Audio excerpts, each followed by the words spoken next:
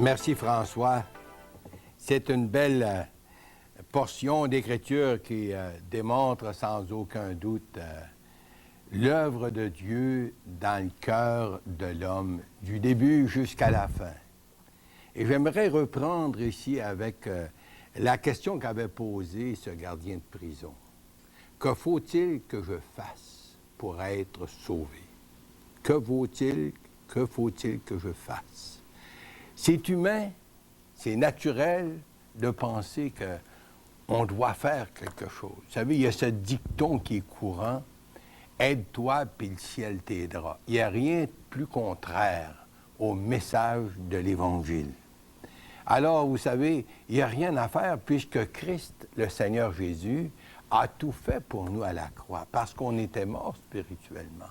Alors, c'est là où on démarre, reconnaître d'abord, puis on doit reconnaître qu'on est vraiment perdu, qu'on a vraiment besoin du Seigneur dans notre vie. Puis la réponse à cette question, bien, crois au Seigneur Jésus.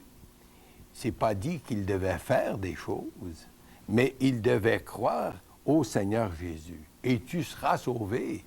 Tu seras peut-être sauvé. Non, crois au Seigneur Jésus et tu seras sauvé. Et cet appel est pour vous aujourd'hui. Mais comment croire?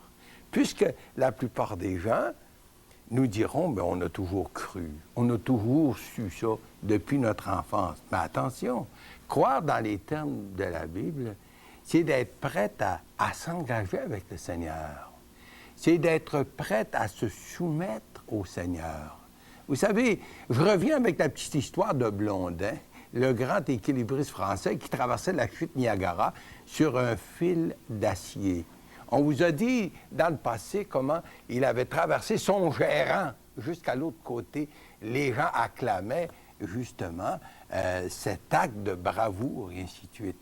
Et puis, étant rendu de l'autre côté, il demande à la foule, « Est-ce que vous croyez que je peux vous traverser quelqu'un d'entre vous l'autre côté? » Ah, tout le monde acclamait, tout le monde était certain, ils l'avaient vu de leurs propres yeux. Et puis alors, il s'adresse à un homme pour lui dire, « Bien, toi, tu es mon premier client, embarque. » Cet homme a disparu dans la brume, dans la foule. Bien, c'est comme ça, les gens croient, mais ne sont pas prêts vraiment à accepter Jésus parce qu'on confie à lui. Pourquoi pas aujourd'hui, dans un esprit de prière, lui dire, « Seigneur, je suis prête à t'accepter, à t'accueillir comme mon sauveur personnel. » Faites-le, cher ami, et que Dieu en soit loué pour sa gloire. Amen.